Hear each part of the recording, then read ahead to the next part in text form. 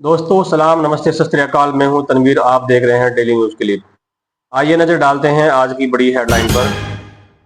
Colombia के राष्ट्रपति को सच बोलने पर अमेरिका में मिली सजा, उनका वीजा रद्द। गाजा में जंग के बाद टोनी ब्लेयर को अंतरिम सरकार की कमान। इजराइल में हथियारों की भारी कमी, विदेशी पाबंदियों का असर। गाजा में पिछले 24 घंटे में 120 हमले, 52 लोग शहीद। तमिलनाडु में विजय तलपति की रैली में हादसा, दर्जनों की मौत। मिस्र के विदेश मंत्री ने यूएनजीए में इजराइल को जेनोसाइड पर लताड़ा। यूएनजीए में नेतन्याहू की भारी बेइज्जती, वॉकआउट और वोटिंग। इसे इंटरनेशनल फोरम पर इंटरनेशनल बेइज्जती कह सकते हैं। ईरान पर नए सैंक्शन, जर्मनी, फ्रांस, ब्रिटेन की सिफारिश। इजराइल की हालत खराब, गाजा पर शांति समझौते की तैयारी। दोस्तों, अमेरिका के खिलाफ बोलना कितना भारी पड़ सकता है, इसका ताजा उदाहरण कोलंबिया के राष्ट्रपति हैं। उन्हें सच बोलने पर सजा दी गई है, उनका वीजा कैंसिल कर दिया गया है। वहीं फिलिस्तीनी अथॉरिटी के महमूद अब्बास का वीजा भी कैंसिल किया गया है। आलोचकों का कहना है कि America IMF, world bank, NATO और H-1B वीजा जैसे हथियारों से देशों को डराता है। जो नहीं मानते उन्हें आर्थिक या सैन्य दबाव झेलना पड़ता है। इस घटना ने एक बार फिर यह सवाल खड़ा किया है कि दुनिया में लोकतंत्र और स्वतंत्र राय की कोई जगह है या नहीं।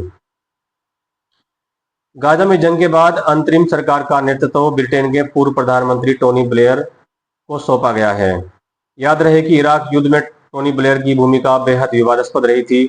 उन पर आरोप है कि उन्होंने अमेरिका के साथ मिलकर इराक की सरकार पर झूठे आरोप लगाए थे। गाजा में उन्हें यह जिम्मेदारी मिलना कई देशों के बीच चिंता का विषय बन गया है। गाजा में 2 साल से लगातार हमलों के बाद इजरायल के हथियारों का स्टॉक कम हो गया है। विदेशी पाबंदियों के चलते नए हथियारों की सप्लाई भी रुक गई है।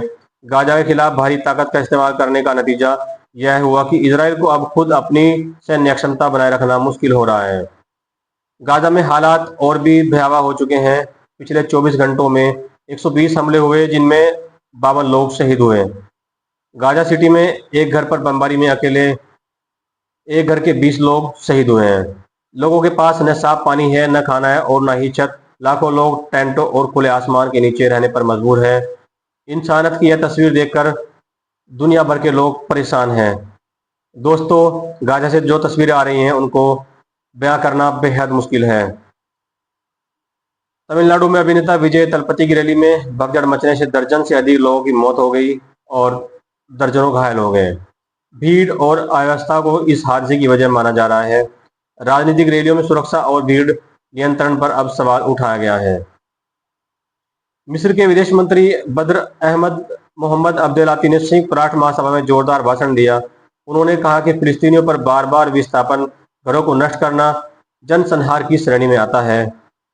उन्होंने 2 राष्ट्र सिद्धांत को भी अस्थायी समाधान बताया। उनका कहना था कि जब पड़ोसी सुरक्षित नहीं है तो इजराइल खुद को कैसे सुरक्षित मान सकता है।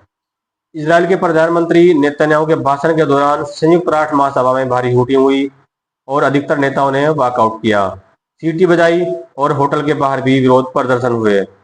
लोग सवाल कर रहे हैं कि जब आईसीजे ने नेतन्याहू और उनके आर्मी चीफ को दोषी ठहराया था तो अमेरिका ने उन्हें गिरफ्तार क्यों नहीं किया।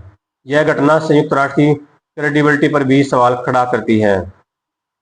जर्मनी, फ्रांस और ब्रिटेन ने ईरान पर प्रतिबंध लगाने की सिफारिश की है। उनका कहना है कि ईरान ने अपने यूरेनियम प्रोग्राम को लेकर अंतर्राष्ट्रीय एजेंसी को सही जानकारी नहीं दी। हालांकि तीनों देशों ने कहा कि सैन्य कार्रवाई नहीं बल्कि बातचीत के जरिए हल निकाला जाना चाहिए। इससे मध्य पूर्व में तनाव और बढ़ सकता है। ब्रिटिश फॉरेन मिनिस्ट्री के हवाले से खबर है कि गाजा को लेकर जल्द ही शांति समझौता हो सकता है। इजराइल अब अपनी फेस सेविंग चाहता है। वहीं फ्रीडम फ्लोटिला नामक काफिला इटली और फ्रांस समेत कई देशों की नौसेना सुरक्षा में गाजा पहुंचने वाला है।